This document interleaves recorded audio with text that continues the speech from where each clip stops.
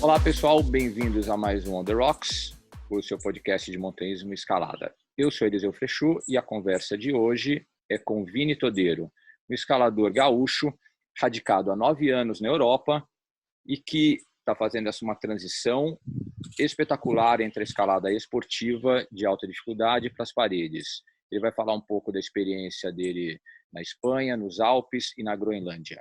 Primeiramente, Vini, muito obrigado por participar do On The Rocks. Prazer estar te recebendo. Você é um cara que a gente acompanha a trajetória desde que você saiu do Rio Grande do Sul, tem feito umas coisas bem legais na gringa. E é um brasileiro hoje que está puxando o limite. Pouca gente andou por esses lugares como Groenlândia que você teve. Foi uma expedição de bastante responsa. Quero saber a sua história hoje, Vini. Eu quero que você conte em primeira pessoa quem é Vini Todeiro, um gaúcho que está morando na Europa já desde 2011, né, Vini? 2011, exatamente. 2011 fui para a Então, Espanha até 2009, basicamente. De 2011 a 2018 na Espanha. E agora na Suíça. Faz pouco tempo mudei para a Suíça e explorando um pouco mais a parte, os outros aspectos da escalada, além da escalada esportiva, que é a minha iniciação, digamos, na escalada, né? Agora estou tentando puxar um pouco mais para as outras modalidades de escalada, para o alpinismo, esqui também, uma coisa que eu sempre tinha vontade. Estou tentando focar um pouco mais nessas outras oportunidades que as montanhas oferecem. e Vini, conta pra gente como que foi o seu início no Rio Grande do Sul. Qual que era o cenário na época que você começou a escalar? E você é de que cidade, Como que qual Hum. foram as suas referências? Rio Grande do Sul, quando você começou a escalar. Conta pra gente essa história. Então, primeiro contato com a escalada foi através de uns primos meus, que na realidade eles faziam até mais rapel do que escalada, né? Então, eles tinham alguns equipamentos e um dia X fui com eles fazer uns rapéis e acabou que conseguimos escalar algumas vias em top rope e a partir daí eu já tinha bastante interesse. Eu estava sempre pendurado em árvores, mas até então eu não sabia que existia um esporte que se dedicava a isso, a subir ou pedras ou me pendurar, ou seja, era o que eu fazia quando criança e daí a pouco eu descobri que existia um esporte, né? E depois disso eu voltei para casa, porque esses meus primos viviam numa outra cidade, voltei para minha casa e um tempo depois descobri que tinha aberto um ginásio na minha cidade. Né? E até foi quando eu vim a conhecer o Gimers, o Gimão, o lendário Gimão de Caxias, e que ele ajudou a formar muitos escaladores de Caxias e ainda investe nisso, né? Parece que a paixão dele, a parte da escalada é trazer gente nova, né? E eu primeiro esse interesse individual e depois com ele começou a puxar, a treinar, a desenvolver um pouco mais a parte de escalada mesmo, né? E e bom, e a realidade em Caxias é que havia poucos escaladores. Comecei eu e um grupo de amigos, cerca de 10 amigos. Acredito que em uns 6 meses nós já estávamos fabricando agarras de madeira, de pedra, construí um muro pequenininho na nossa casa.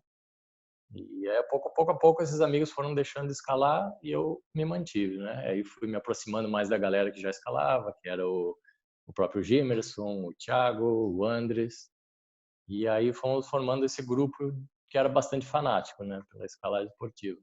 E fui tendo uma evolução mais ou menos linear, até que chegou o ponto que não tinha mais vias para evoluir, né? Em questão de 2 ou 3 anos eu fiz 9C e daí em diante não tinha mais. Ou eu tinha que viajar para o Rio, que é onde estavam as vias mais difíceis, mas eu tinha, sei lá, 15, 16 anos, era tudo, o deslocamento era difícil, meus pais também não viam com uma atividade que eu deveria me dedicar tanto, porque não viam um retorno para isso, então era sempre uma luta, né? Então a partir daí começamos a equipar algumas vias, né?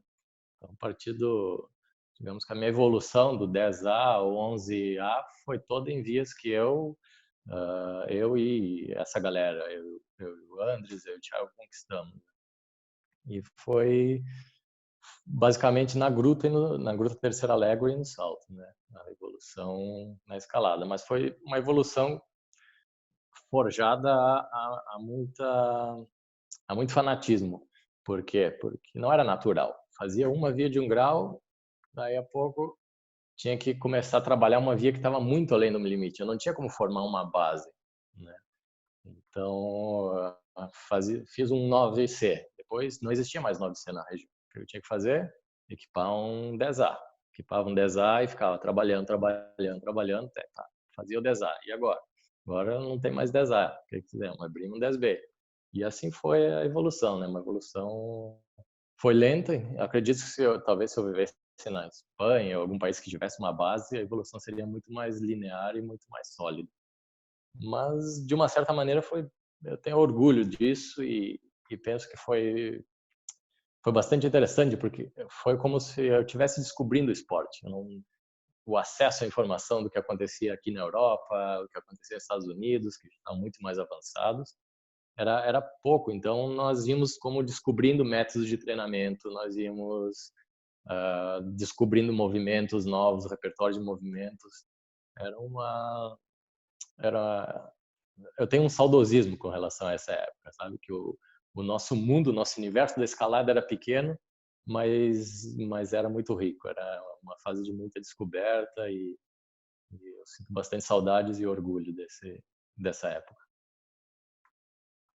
Vini, para quem vê de fora, a, a evolução do escalador esportivo no Rio Grande do Sul é muito mais rápido do que em outros lugares. Você citou essa questão de, pô, há poucas vias, você realmente tem que, com pouca base, forçando o grau. Tá, e, pô, é interessante também que a galera da Serra que encabeça esse empurrar o limite, né? Não é o pessoal de Porto Alegre, o pessoal de Caxias mesmo, ali dessa região. O que mais você vê como fator motivador para a galera estar puxando tanto grau e tão rápido, né? Sim. Eu acredito que a evolução em Caxias, principalmente nessa época aí, no final dos 90, início dos 2000, era porque não existiam vias fáceis. Eu lembro que a primeira vez que eu fui para a gruta, existia um 7A, um 6C, um 7A, um 7B, um 7C. Então, o que acontecia? A primeira vez que eu fui para lá, eu lembro que eu consegui subir um 7A e no mesmo dia entrei num 7C. Daí, depois, estava morto, nós quase não conseguíamos tirar as costuras desse 7C. Então, ou seja, se eu quisesse seguir escalando e me mantivesse motivado, o que eu tinha que fazer? Eu tinha que ficar forte, porque senão ia ter 2 vias para escalar durante muito tempo. Então, o que acontecia? Nós ia treinava, e se quebrava.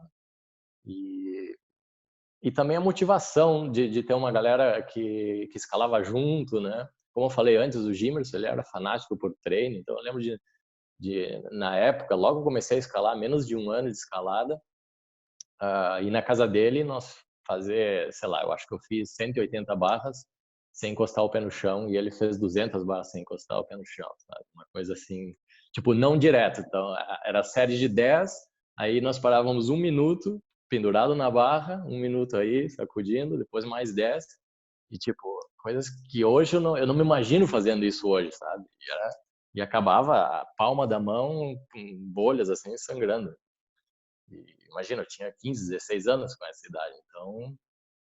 mas era a vontade de escalar as vias que estavam do lado. Então, eu fiz uma, fiz a outra, depois o que eu faço agora? Não tem mais, eu tenho que ir para as próximas. Então, vamos lá. E nós treinávamos. E a união, né? Eu acho que o setor muito, o tipo da escalada, uma escalada física, mas de certa maneira que também tem sua técnica. Então, nós costumamos dizer que se escala bem na gruta, qualquer lugar que tu for, tu consegue mais ou menos se defender, né? Claro, o repertório de movimentos, tá acostumado com outro tipo de rocha é bastante importante. Mas mas a gruta dava uma base bastante legal para nós poder escalar bem em outros lugares. Então também o Thiago, ele saiu do Rio Grande do Sul e foi para o Rio e naquela época e mandou tudo no Rio também, que é uma rocha diferente, mais de reglete, mais de resistência do que na gruta, mas a base da gruta acredito que era suficiente para permitir que nós nos movimentáramos para outros setores e tivéssemos uma evolução rápida. Eu lembro que algum tempo atrás até, agora eu não sei o que está acontecendo, mas não tem tanta gente forte, digamos, em Caxias, sabe? Subiu bastante o número de escaladores, tem muito mais gente que escala, mas a maioria está nesse nível médio baixo. E também não é uma galera que está tão ativa. Eu lembro que na época, aí para o início de 2000 até o final da década de 2000, quase todo mundo que escalava também equipava ou também estava aí participando de algum evento, organizando um campeonato. E atualmente no Rio Grande do Sul eu vejo bastante parado isso. Até, não digo decepção, mas eu vejo que o tempo está diferente, que as pessoas estão usando a escalada muito mais como uma coisa lúdica do que um esporte, uma paixão. Atualmente, se acontece alguma coisa, se há alguma movimentação em relação de novas vias, de eventos, é a mesma galera, meus amigos de 15, 20 anos atrás que puxam, que encabeçam isso. E essa galera segue escalando forte e fazendo acontecer ainda. O basalto dessa região de Caxias é uma pedra bastante peculiar, né, Vini? As paredes são negativas, tem a garra. Para quem treina em ginásio, é um presente escalar na gruta, né, no salto ventoso. Isso é um fator de auxílio a quem está querendo evoluir?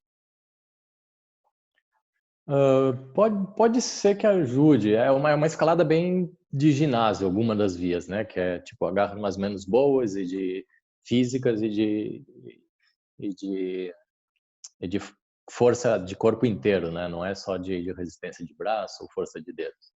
Mas eu acho que também tem um componente bastante como eu estava dizendo, técnico, sabe? De tu saber posicionar o corpo, de estar acostumado com a fricção da rocha. É uma rocha dolorida também. Algumas das vias tem uns cantos vivos, assim, que no ginásio está acostumado a pegar agarras macias.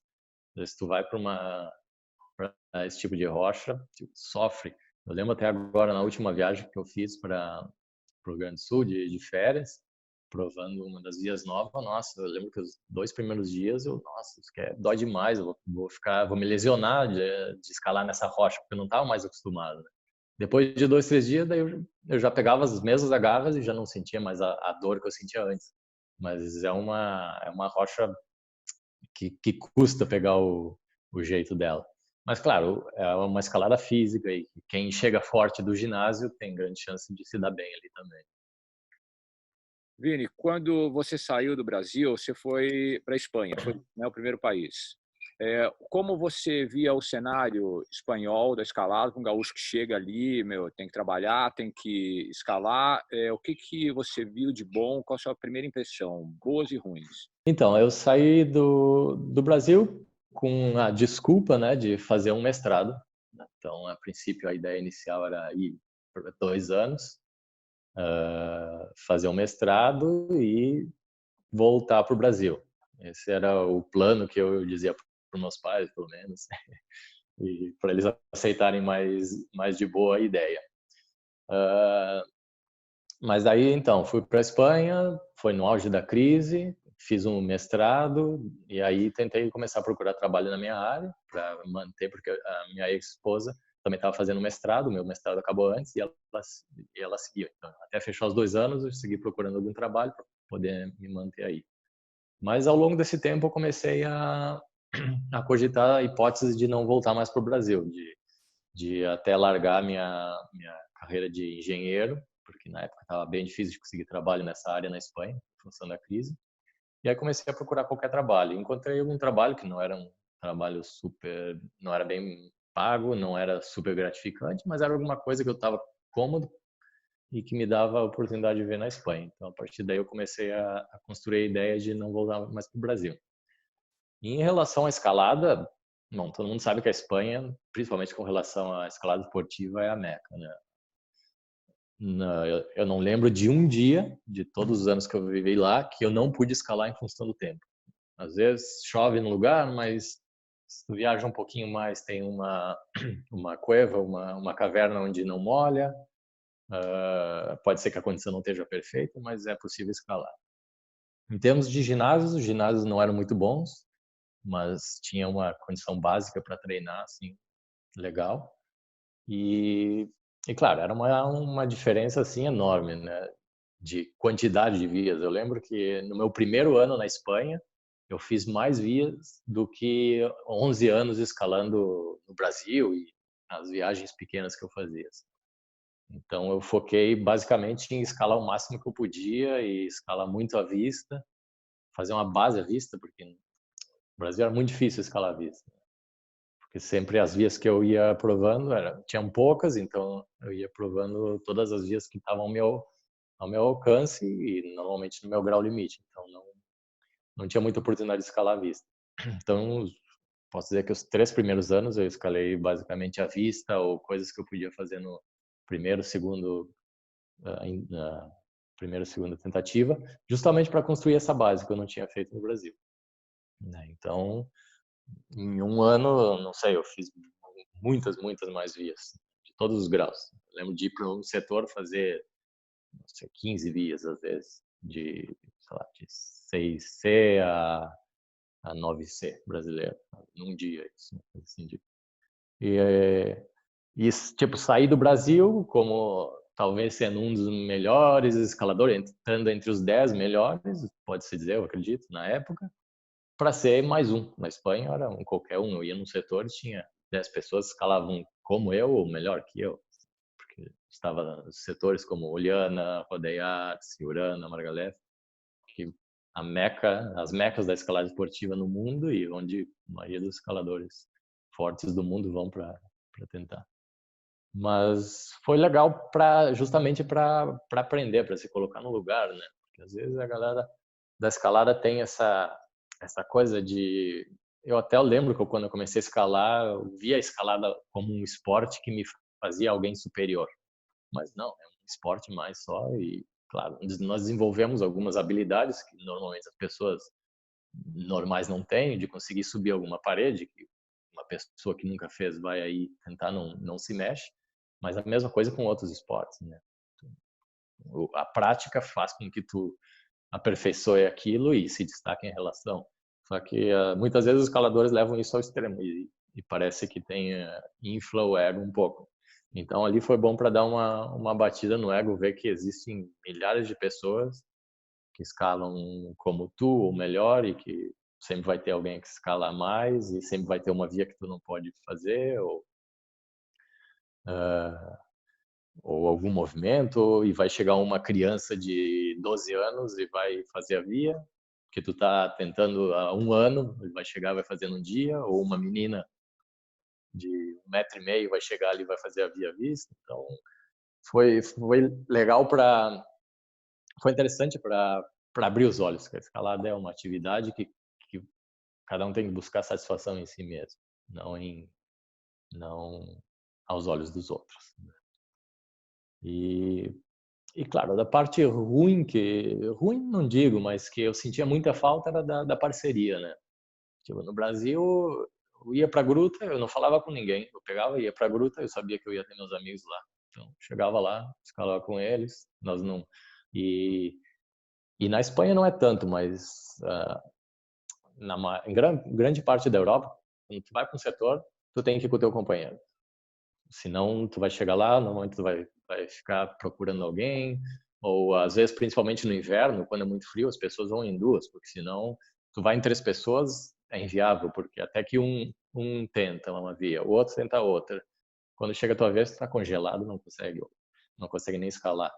E o dia é curto, então tem que ser uma coisa eficiente, né? Isso gera com que as pessoas normalmente escalem em duplas, sempre em duplas. Então, principalmente no começo, quando não conhece muita gente, tu fica muito dependente de outras pessoas, né? É por isso que logo que eu cheguei, eu tentei comprar um carro para ter um pouco de independência e poder mais ou menos decidir e correr atrás de companheiros, né? Escalar. Então, o fator negativo era sentir a falta desse acolhimento e da parceria dos amigos. Pô, tem uma comunidade de escaladores morando na Espanha, né, Vini? Essa comunidade se conversa, meu? Vocês trocam ideia, se encontram? Sim, tem uma comunidade bastante grande de brasileiros, né? E normalmente essa comunidade estava mais ou menos localizada juntos. Eles iam seguindo a temporada, né? Às vezes, verão, a galera toda do Brasil estava em Rodear. Depois, mais para o inverno, a galera ia para Ciurana, ia se movendo mais ou menos todo mundo junto, assim. Então tinha bastante interação entre toda essa galera.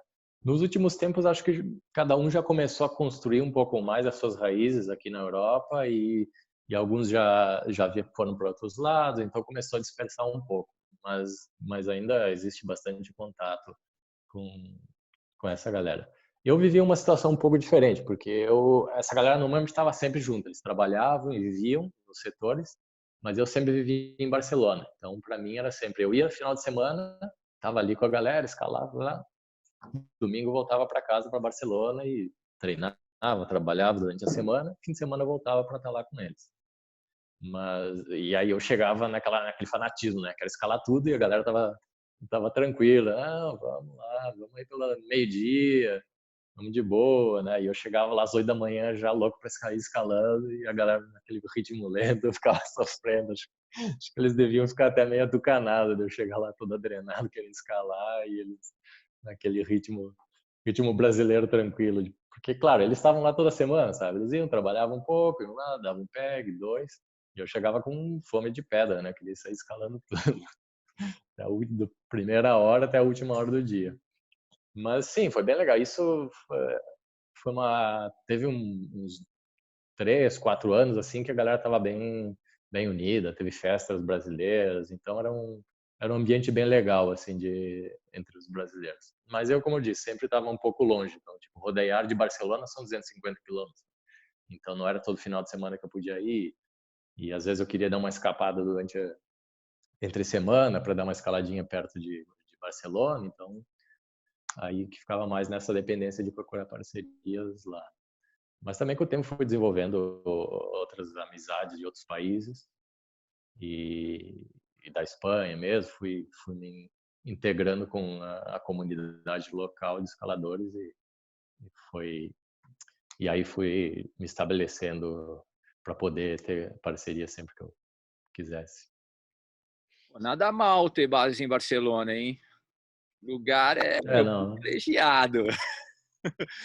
É, é. Então, aproveitando a deixa, dá uma dica dos 3 melhores lugares para escalar perto de Barcelona. Pô, Barcelona, como tu disse, a localização, a cidade é maravilhosa, eu adoro aquela cidade e tem muita escalada, né? Falando de Catalunha, os setores que eu mais gosto seriam Oliana, Siurana e em terceiro eu colocaria Margalef.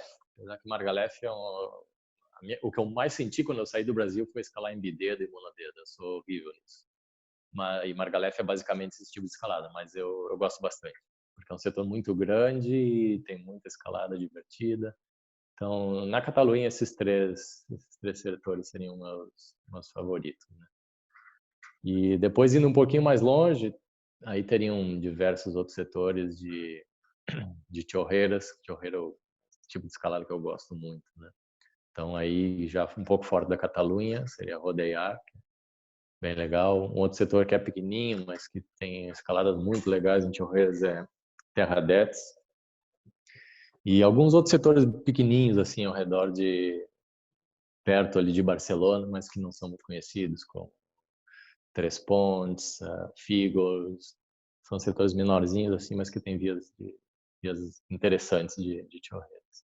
E Montserrat. Montserrat é uma escalada também bastante peculiar, é de conglomerado, como Margalef, mas é bastante diferente. É muito menos física, mais técnica. É uma escalada bem peculiar, que também não é o meu ponto forte escalar lá, mas eu me identifico muito com o lugar, porque é um lugar que tem desde boulder até vias de 350, 400 metros. E a paisagem lá, e tá isso tudo a 45 minutos de Barcelona. Então é um lugar que eu desenvolvi bastante carinho e que eu gosto muito, que eu escalava muito em Montserrat. Qualquer oportunidade que eu tinha assim entre semana de, sei lá, 3, 4 horas, eu tentava ir para Montserrat, às vezes fazendo vias em solitários. Comecei a escalar lá em solitário, vias de vários cordados e desenvolvi bastante carinho por esse lugar. Eu recomendo também quem estiver passando por essa região, não ir somente para os setores mainstreaming, mas também conhecer Montserrat, que vale a pena. Vini, quando você começou a olhar mais alto e de onde surgiu a ideia de ir para a Groenlândia? Então, desde que eu não lembro exatamente quando foi que surgiu a ideia, mas eu tinha mais ou menos uma ideia de progressão na carreira de escalador. Sempre, quando alguém me perguntava, pessoas que não sabiam, não entendiam da escalada, perguntavam: tu escala montanhas, tipo Everest, coisa assim? Eu dizia: não, eu escalo rocha e tal. Quando eu ficar mais velho, talvez eu comece a escalar as altas montanhas, eu começar essa evolução da escalada esportiva e indo para as outras modalidades. Então, mas sempre tive bastante interesse. Só que em Caxias, na região do Rio Grande do Sul, não existe muita escalada tradicional, não existe muita escalada multi-pitch, então acabou que eu não fazia muito. Mudando para a Espanha, o foco ainda assim permaneceu na esportiva, mas pouco a pouco eu comecei tendo Montserrat aí perto, que tem vias bem legais, e às vezes não tendo parceria, ou até tendo parceria, mas às vezes querendo também algum momento tranquilo, eu comecei a escalar em solitário em Montserrat, em vias, maioria das vezes todas as vezes na realidade, vias de mais de um lado, de mínimo 120 até vias de 350, 400 metros. E tentava todas em livre, né? Sempre tentando, pegava vias que tivessem uma proteção razoável, para não ter um risco muito grande, e tentava fazer em livre, todas elas. E a partir daí comecei a desenvolver um pouco mais o interesse, tentar buscar mais informação, começar a aprender um pouco sobre escalada imóvel. Tinha tido um primeiro contato com escalada imóvel em 2004, se eu não me engano, com o Fabinho Muniz. Nós fizemos uma viagem eu fiquei 50 dias escalando com ele em Bariloche, região, e acabou que escalamos fiquei uns 10 dias com ele no Frei, então essa foi meu primeiro contato. No ano seguinte escalei mais um pouco no Frei novamente, mas bem pouco, né? Então minha experiência, né, assim, em escalada tradicional ou em grandes paredes nessa época foi bem pouca. Depois em Montserrat um pouco mais, comecei a fazer algumas vias mais longas pela Espanha, alguma coisa na Naranjo de Bulnes, que é uma parede bem legal no Picos de Europa, que é na Espanha, eu acredito que seja de escalada assim tradicional ou de multi-pitch, acredito que seja um dos lugares mais legais de conhecer, porque é um ambiente de fácil acesso, digamos. O refúgio está a 15 minutos da pedra, ou a área de acampamento, mas o ambiente é super alpino, assim, parece que está no meio dos Alpes. E também tem um componente, como está muito próximo do mar, a tempestade vem muito rápido. Então, às vezes está na parede com sol, daí a pouco vira o tempo. E então isso adiciona um componente de exposição à escalada ali. Mas é um lugar muito legal, com vias muito legais, rocha boa. E depois comecei a buscar mais possibilidades de começar a escalar coisas mais altas, né? Até que quando foi em 2000, bom, aí teve essa viagem para a Groenlândia, né? Que eu e o Marcos já estava em contato, eu já tinha conhecido o Marcos fazia um tempo, nós já tínhamos feito algumas viagens de escalada esportiva, sobretudo, mas estávamos sempre falando de fazer alguma alguma expedição, assim. Os destinos sempre eram mais, vamos para Patagônia, vamos Madagascar, destinos mais assim, digamos, conhecidos, né, mais populares. E aí um dia o Marcos veio com a ideia de, então, um amigo me falou, um brother me falou da Groenlândia, que parece ter umas paredes iradas. No dia seguinte eu já fui procurar na internet essas paredes e tal, e me encantei, né? Pô, nós temos que ir para lá. Daí comecei a puxar na memória e lembrei que a Roberta tinha até então Groenlândia eu tinha escutado há muito tempo atrás. Daí quando ele me falou isso, comecei a pesquisar um pouco e lembrei que a Roberta tinha aberto uma via com a espanhola, com a Cecília, se eu não me engano, e tinham aberto uma via de 1.500 metros na mesma região. Aí comecei a investigar um pouco e vi que essas paredes que o Marcos estava falando estavam bem próximas de onde a Roberta tinha estado. E aí começamos a organizar isso, tentando buscar algum patrocínio, alguma coisa assim. No final não rolou muita coisa. E foi mais ou menos na mesma época que eu decidi vir para a Suíça. Então, quadrou que nós fechamos a expedição. Eu me mudei para a Suíça uma semana antes. Na semana seguinte já estava na Groenlândia, uns 40 dias lá. E daí na volta eu já parei na Suíça e não voltei. Então foi tipo, deixei o trabalho, peguei uma grana que eu tinha e investi para a viagem na Groenlândia. E aí que foi a minha grande escola de escala de parede, né? Nunca tinha feito nada assim igual, nunca tinha dormido em porta-LED, nunca tinha montado um porta-LED, nunca tinha rauleado. E foi tudo aí na primeira vez, graças ao Marcos, a paciência dele, a experiência dele, né? Foi um aprendizado. Nossa. E agora, claro, agora a vontade de repetir esse tipo de aventura é grande, né? Então até em contato aí para ver se fizemos alguma coisa agora num terreno mais digamos aqui nos Alpes. Eu digo que os Alpes é mais ou menos um playground de esportes de aventura, né? Tu pode estar numa parede de 1.000 metros e de noite voltar para tua casa para dormir em casa. Já na Groenlândia não. Se acontecesse alguma coisa para chegar algum resgate, talvez demorasse 3, 4 dias. Então era outro nível de exposição. Mas e agora eu tô nesse movimento, né? Ano passado também eu fiz meu primeiro 4.000 com a minha sogra. Ela tinha um projeto de subir nos pontos mais altos de cada cantão da Suíça, de cada estado, cada província da Suíça. E um desses 4.000, que era o Piz Bernina, era o último que faltava para ela. Aí ela me convidou para ir com ela. Pegou um guia, pagou quase tudo. E aí acompanhei ela, um dos mais fáceis da Suíça, eu acredito.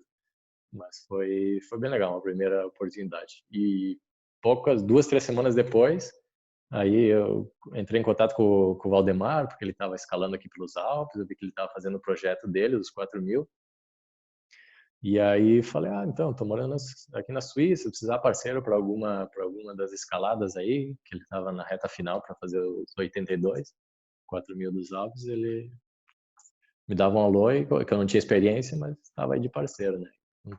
Um tempo depois ele me escreveu, tô aqui, tenho 2 semanas mais e faltam essa e essa montanha, tá a fim de entrar em alguma, e aí acabou que nós escalamos 2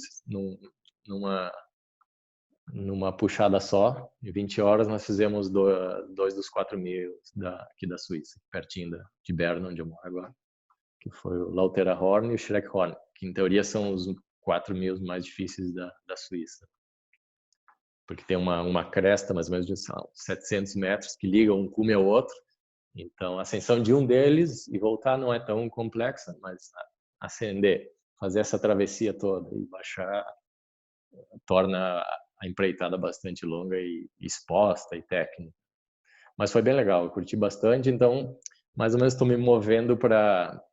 Me movendo não, eu digo que eu estou ampliando o meu abanico de escaladas, né? E quero tentar, agora vivendo nos Alpes, eu vejo que as possibilidades são muito grandes aqui de fazer. Eu posso estar agora Tipo, posso estar fazendo um boulder hoje dos melhores do mundo e amanhã tá na face norte do Eiger, porque é tudo muito fácil de chegar, muito acessível aqui. E existe uma cultura de montanha muito forte. Estou aproveitando isso. Vini, conta pra gente como é organizar uma expedição para a Groenlândia, qual que é a rotina de, da expedição e o que é escalar em dois só, sem auxílio, sem poder pedir socorro, mas enfim, conta qual foi a estratégia de abrir uma via brasileira na Groenlândia. Então, a expedição para a Groenlândia assim, surgiu meio que por ideia do Marcos, né? E me apresentou esse lugar, e aí eu fiquei encantado e decidimos ir para aí. Mas a informação que existia sobre as vias que existiam no lugar, informação sobre acesso, sobre a infraestrutura era bastante escassa. E como nós éramos somente 2 pessoas, nós tínhamos que pensar em tudo, né? Então, nós ficamos 40 dias praticamente isolados, ou seja, nós tínhamos que pensar em toda a comida para 40 dias. E o vilarejo mais próximo estava a 2 horas, 2 horas e meia de barco. Então, a logística de comida era bastante complicada. Nós tínhamos que calcular comida para todas as jornadas e considerando que quando está em atividade, na montanha, o desgaste físico é muito maior e acaba comendo muito mais. E eu aprendi, uma das primeiras lições foi que, tipo, acredito que 85% do sucesso de uma expedição, assim, de uma parede, consiste em tu ter uma logística boa. Logística é a parte mais difícil de fazer, porque tu tá jogando com o quê? Tá jogando com condições que tu não conhece, tá jogando com o clima que pode mudar, que pode não te permitir seguir adiante, que pode te fazer ficar preso na parede, ou que tu tenha que ficar dias aí esperando para poder voltar para o teu acampamento base. Então, nós apanhamos bastante com a logística, principalmente por causa do tempo. Então, raulear, nossa, lembro que nós chegamos com... Nós não tínhamos um objetivo assim super definido, nós somos um pouco abertos ao que o lugar nos apresentasse, né? Mas tínhamos ideia de fazer alguma via, repetir alguma via e abrir alguma. E logo que nós chegamos, o primeiro dia estava chovendo, nós encontramos uma expedição de polacos que estavam lá uns 15, 20 dias, e os caras desanimaram nós assim, logo na entrada, disseram, pô, nós estamos aqui há 20 dias, escalamos 2 dias. E aí, no dia seguinte que nós chegamos, assim, tava um tempo mais ou menos bom e nós decidimos, pô, vamos tentar escalar alguma coisa. E uma das paredes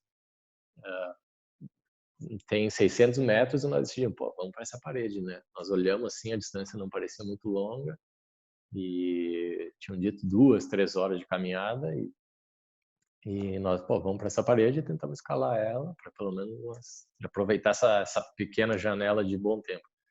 Aí acabou que a caminhada era muito mais longa do que nós tínhamos informação. Não sei se a informação estava errada ou se nós caminhamos muito devagar, mas acredito que não. Era longo mesmo, demoramos mais de 5 horas. Chegamos na base da via, tivemos que esperar porque o tempo fechou, daí a pouco abriu um pouco.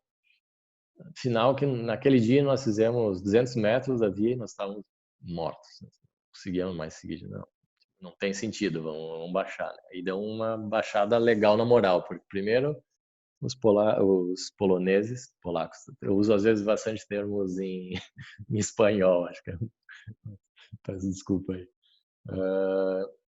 Mas daí primeiro os poloneses que nos desanimaram com o tempo, daí segundo que nós levamos um sacode na primeira via que nós tentamos, né? Aí tivemos que ficou aquela coisa, nós em 2 aqui temos que carregar todo o equipamento, fazer toda a mão.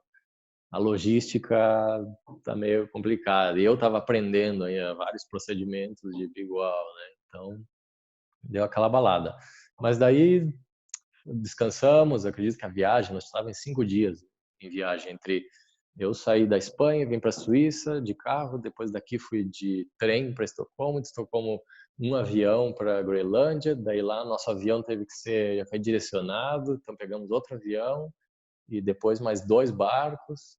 Então ficamos de 5 dias em deslocamento, e, claro, chegamos lá destruídos. Então resolvemos parar um pouco, descansar, aproveitando os dias de tempo ruim, descansar, reformular nossas estratégias.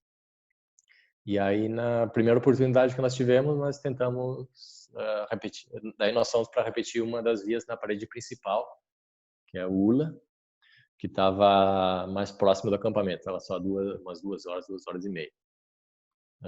Esse era o tempo que nós fizemos na primeira vez que nós fomos. Depois, no final, nós já estávamos mais aclimatados, nós fazíamos em 40 minutos essa caminhada. Mas, então, estava mais próximo do acampamento base. E aí nós decidimos ir para a parede para 3 dias. Então levamos água e comida Porta Alegre e tudo. E a ideia era montar um acampamento, montar o Porta Alegre no meio da parede e já usar esse mesmo acampamento para abrir uma via no futuro. Então no primeiro dia nós fizemos, acredito, umas 18 cordadas. E a escalada relativamente fácil, se fosse só a escalada nós teríamos feito de boa, mas era um pouco positiva essa primeiro tramo da parede, e raulear foi, meu Deus, foi terrível. Nós estávamos com, sei lá, 80, 90 quilos de equipamento, rauleando em 2 e muito bico de pedra e prendia. Eu lembro que eu nunca senti tanta dor nas pernas, porque era de corpo inteiro, assim, fazendo muita força na perna para conseguir raulear. Mas beleza, foi. Daí nós olhamos a previsão do tempo para o segundo dia, que nós tínhamos um GPS que nós recebemos alguma informação por satélite, né? Então a previsão do tempo era de um dia bom e depois já tempo ruim novamente. Então no segundo dia decidimos tocar toda a via. A ideia era fazer em livre toda ela. Então logo saindo do Porto Alegre tinha uma enfiada de 7C+, 9B brasileiro, que aí eu entrei nela guiando, não consegui fazer, o Marcos veio em segundo e fez de segundo, mas como nós tínhamos só um dia, nós já não vamos tentar liberar toda a via e seguimos tocando. Aí seguimos tocando, aí teve mais alguma acordada que aí não ficou claro para nós, porque era no croquis estava como 7A, mas era muito, tava 7A/1. Nós achávamos que era só 7A, que a galera tinha liberado essa acordada e tinha ficado 7A, mas na verdade eu acho que era outra acordada de 7C+, que é 9B francês, né, 9B brasileiro. E acabou que nós também caímos nessa acordada, depois fizemos um movimento, mas seguimos tirando. E eu lembro já de noite, isso devia ser meia-noite, quando lá escurecia muito tarde. Então, aí pela meia-noite nós estávamos nas últimas 3, 4 enfiadas, que era de 6B, 6C brasileiro, e gritando assim, cada movimento era um grito, e botava uma peça e seguia, porque estava completamente exaustos, assim, sem muita comida. E aí quando chegamos no cume já era noite, né? Devia ser 1 da manhã, coisa assim, e aí deu uma energizada. Daí deu um up. Conseguimos. Primeiro, um objetivo pelo menos conseguimos, né? Que era repetir uma das vias. Não foi totalmente em livre, mas que mesmo assim foi uma odisseia bastante legal. Aí começamos a rapelar, chegamos no Porto Alegre às 4 da manhã, já estava clareando o dia. E poucas horas depois aí já veio uma tempestade, nós tivemos que ficar as próximas 36 horas na parede, assim, porque não tinha como baixar. Tá? Neve, muito vento, chuva. E eu lembro de meu corpo inteiro, assim, nunca senti tanto. Em português eu não sei a palavra, mas dor muscular, assim, em espanhol é agorreta que eles têm essa, mas dor muscular em todo o corpo, basicamente todo o corpo. De tentar me virar no Porto Alegre, mexer assim, muita dor. Mas ficou aquela sensação de primeiro dever cumprido. E aí já começamos a olhar para os lados, né, para uma outra, para abrir uma linha nos mesmos. E aí abriram uma via brasileira. E aí começamos, né, olhar para um lado, olhar para o outro, as possibilidades de abrir uma via. E aí começamos as primeiras 2 cordadas do chão, pegamos uma linha que estava bem suja até, que não tinha nenhum vestígio de ter vias antigas, porque, como eu disse, nós não tinha muita informação do que existia na parede ou do que não existia. As principais vias estavam marcadas e alguns croquis, mas nós tinha medo que talvez nós se metesse em alguma linha e a pouco descobrisse que já existia uma via ou coisa assim. E aí nós abrimos 2 cordadas, não tinha nenhum vestígio de nada. Aí depois, na terceira cordada, nós encontramos uma parada bem antiga, bem antiga. E aí nós, pô, será que já tem uma via aqui? Depois seguimos mais uma, tinha um bico de pedra com umas cordas assim super velhas também. E aí depois, rapelando essa mesma linha, nós encontramos uma outra parede, uma outra parada bem velha. Só que a conclusão que nós chegamos, a nossa linha vinha mais pela esquerda da parede e essa linha seguia mais reto pela direita. Acreditamos que, bom, as 2 primeiras cordadas com certeza são uma linha independente nossa, e depois, mas acreditamos que essa linha seja de rapel, porque não a primeira cordada onde nós encontramos a primeira parada mais próxima do chão é uma parede vertical e lisa, ou seja, nem artificial impossível passar, porque não tem como botar nem cliff, nem nada, porque é super lisa. E em livre, só se fosse alguém suicida, porque diria que é um 9º grau brasileiro e não tinha um lugar para proteger. Então nós acreditamos que era uma linha de rapel antiga, de alguma das expedições que eles fizeram uma linha reta para rapelar. E então seguimos, abrimos 6 primeiras enfiadas. Depois não tinha mais muito sentido nós seguir uma linha independente, porque nós ia gastar muita proteção fixa, não tínhamos muita, e não existia mais fissuras onde proteger. Então acabou que nós entramos pela via que nós tínhamos escalado antes, que é a Moby Dick. Aí seguimos por ela umas 6 cordadas mais, e aí outra vez tivemos a oportunidade de sair por uma linha independente, né? E aí na parte alta da via, algumas cordadas assim que foram as melhores, tipo, escalando em livre e conquistando ao mesmo tempo enfiada de 8C brasileiro, assim, toda imóvel de 50 metros e fissuras perfeitas, assim. Foi muito, muito legal. E depois em algumas cordadas tivemos que botar proteções fixas, porque não tinha possibilidade de seguir com proteção móvel. Mas deixamos nossa marca na Groenlândia. No final a via ficou bem, bem legal. E, se eu não me engano, o Marcos me comentou que o Enzo Odo tinha, ano passado, ano retrasado, tinha ido e tinha repetido a via. Exceto a última cordada, porque acho que não sei se eles fizeram em um dia, mas a última cordada, penúltima cordada, minto. A penúltima, ela é basicamente em proteção fixa e pelo que nós pelo que nós vimos, assim, poderia ser um 8º grau francês, 8A, 8B francês, que seria um 9C, de 9C a 10B brasileiro.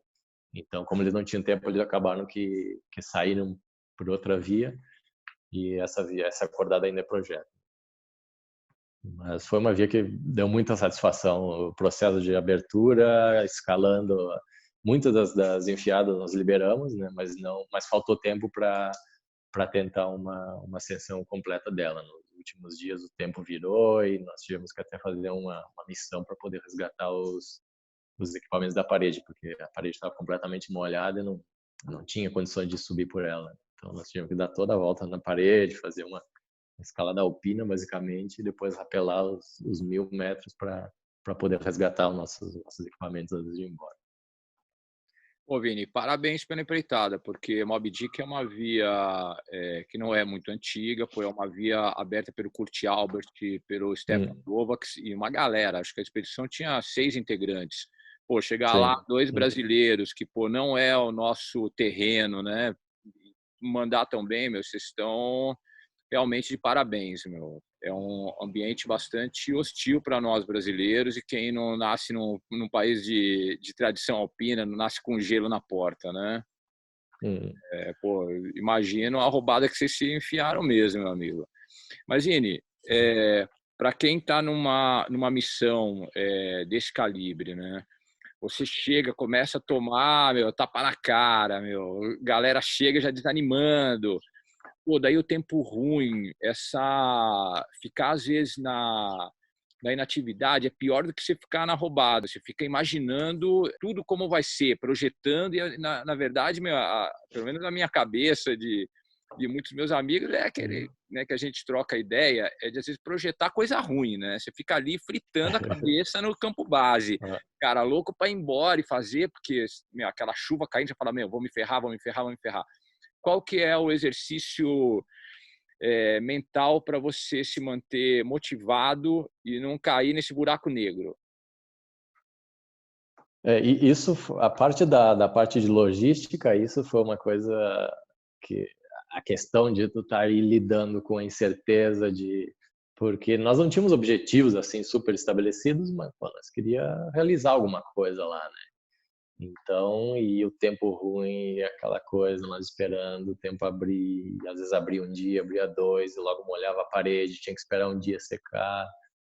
Isso já psicologicamente vai te abalando, né? Porque, pô, eu vim até aqui, eu quero escalar, eu quero fazer alguma coisa, né? Mas o que nós fazia muito era cozinhar, como terapia para aguentar o campo base. Então, tipo, o acampamento base é maravilhoso. Quando o tempo tá bom, é o paraíso. Quando o tempo tá ruim, é tolerável, porque tipo, a paisagem é legal. E uma coisa que muito legal era que era muito fácil de pescar. Nós sabíamos que, que era fácil de pescar, mas não tínhamos ideia que era tão fácil. Quando o dia estava bom, assim, nós íamos em 10 minutos, nós pegava 2, 3 peixes de, sei lá, de 2 quilos. Alguns um pouco menores, ou 2,5 kg. Então, dia de descanso ou dia de tempo ruim, nós ia lá, pescava, o que vamos fazer hoje? Hoje vamos fazer bolinho de peixe. O que vamos fazer hoje? Hoje vamos fazer sushi. Até sushi nós fizemos, porque nós sabíamos que dava para pescar, então no último mercado que nós passamos, nós vimos um kitzinho assim de preparado sushi, vinha o arroz, a alga e todas, vamos levar isso aqui. Um dia nós vamos lá e levamos e aí fizemos. Mexilhões também dava para pegar, dava para coletar, então nós ou fazia o peixe na brasa. Cada dia nós fazíamos tipo, levava marmita de peixe para a parede também. Pesca, como era muito fácil de pescar, mas pô, nós temos que levar comida. Pô, pro primeiro dia vamos levar uma marmita de peixe, de bolinho de peixe ou de peixe assado desfiado, assim, e levava as marmitas para a parede. Então nós estava lá a 500 metros comendo um peixe gostoso.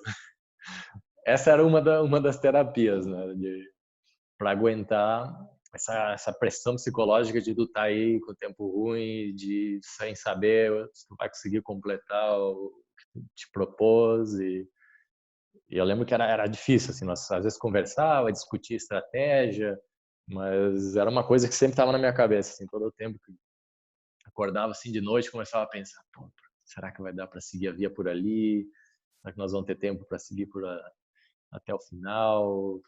Então, as duas coisas mais difíceis de uma expedição é a logística e a outra é lidar com a espera, com o fator psicológico de, de ter essa incerteza de não saber se vai conseguir realizar alguma coisa.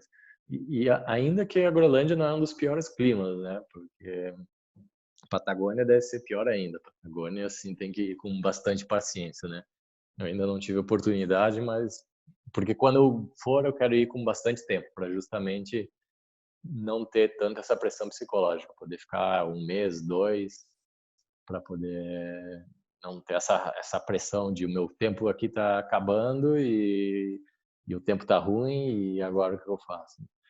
Mas essa era a nossa estratégia, né? Cozinhar bastante e também nós fazer algum boulder algum dia, pescar. Muitas vezes nós ia fazer pesca esportiva, né? Pescava, devolvia o peixe. ficava ali se divertindo. Legal, Vini. Depois dessa expedição, você teve um retorno meio recente para o Brasil, né? Veio aqui, foi no Rocks, deixou Isso. 11A aí para a galera, né? Como que foi a volta para o cenário gaúcho, meu? Qual que foi essa impressão e pô, essa contribuição para a escalada brasileira, uma via bem difícil. Fala um pouquinho sobre essa sua vinda. Então, nos últimos 2 anos eu tive a oportunidade de ir para o Brasil, de férias, né? Então, tentava sempre viajar um pouquinho pelo Brasil e depois, claro, ir para o Sul para estar com a família, com os amigos de longa data.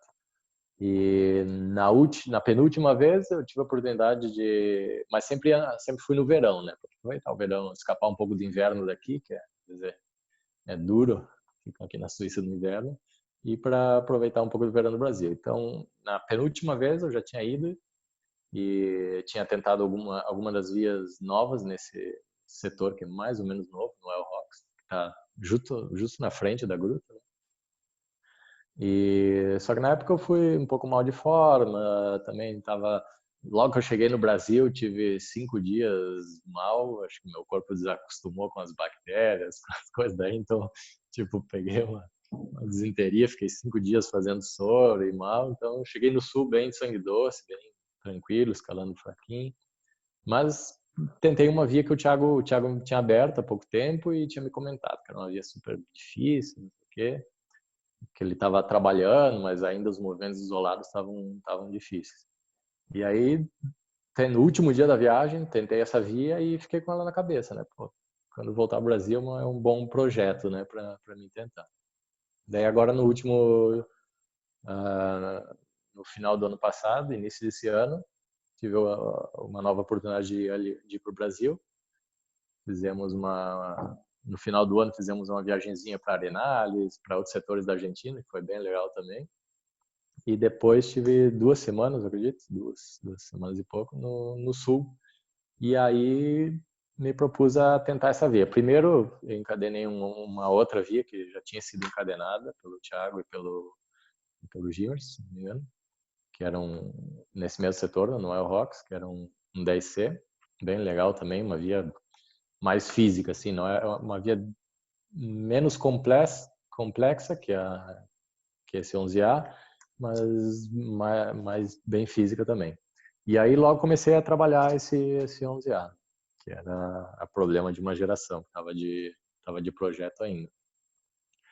E claro, tinha a pressão do tempo, o clima estava bem adverso, sei lá, fazendo 30 graus quase todos os dias. O setor pega sol de manhã, então tinha que ir de tarde, esperar baixar a temperatura. E tava difícil até de fazer as sessões em separado, né? Mas daí a pouco comecei a fluir na via, comecei a encontrar uns betas novos e foi rolando, fui evoluindo mais ou menos dia a dia na via. Até que um dia deu uma baixadinha na temperatura, as condições estavam melhores e aí consegui mandar a via. Foi bem legal voltar, poder, sei lá quantos anos depois, voltar a fazer uma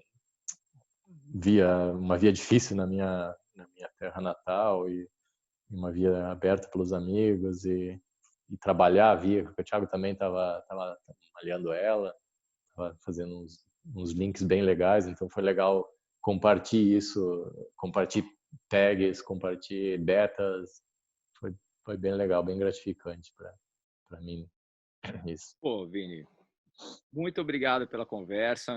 Pô, foi irado saber dessa história da Groenlândia. Vini, para quem quer te acompanhar no Instagram, no Face, como que te acha até para ver essas imagens legais e com certeza estão todas as suas mídias sociais, como que a galera te acha?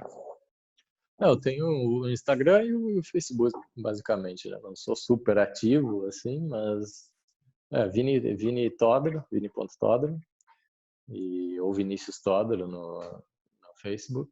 E tamo aí. Qualquer coisa, galera que vier para Europa, só dá um alô. Se quiser uma parceria, tô por aí. Louco pra escalar. Valeu, Vini. Pô, Valeu, Eliseu. Prazer participar e parabéns pela iniciativa. Legal. Tive escutando alguns dos outros podcasts on the rocks que tu fez e foi legal escutar as histórias aí da galera dos primórdios aí do Brasil e da velha guarda que está sempre puxando a coisa adiante aí. Queremos escutar um teu também aí, alguém te entrevistando também, para escutar as tuas histórias. valeu, Vini, mas a iniciativa é uma parada, mas pô, o importante é ter gente disposta a contar a historinha toda, né, Vini? Assim que a gente constrói essa coxa de retalho que é o montanhismo brasileiro e não deixa essas histórias se perder, porque é importante, né? Faz parte É da... importante. Eu tenho isso de valorizar muito quem veio antes e olhar para trás e reconhecer essa galera que tipo, começou a escalar aí nos 70, 80 e puxou, desenvolveu mesmo a escalada e, tipo, e dá orgulho da escalada do montanhismo brasileiro. Que eu sei, eu comecei aí, eu sei que é difícil, acesso a equipamentos, acesso às montanhas, acesso a tudo. É complicado, é caro, é difícil, mas mesmo assim a galera tá aí fazendo acontecer. Massa. Parabéns pela trajetória, Vini. Foi um prazer conversar com você. Valeu, Zé. Tudo de bom. Prazerzão. É nóis.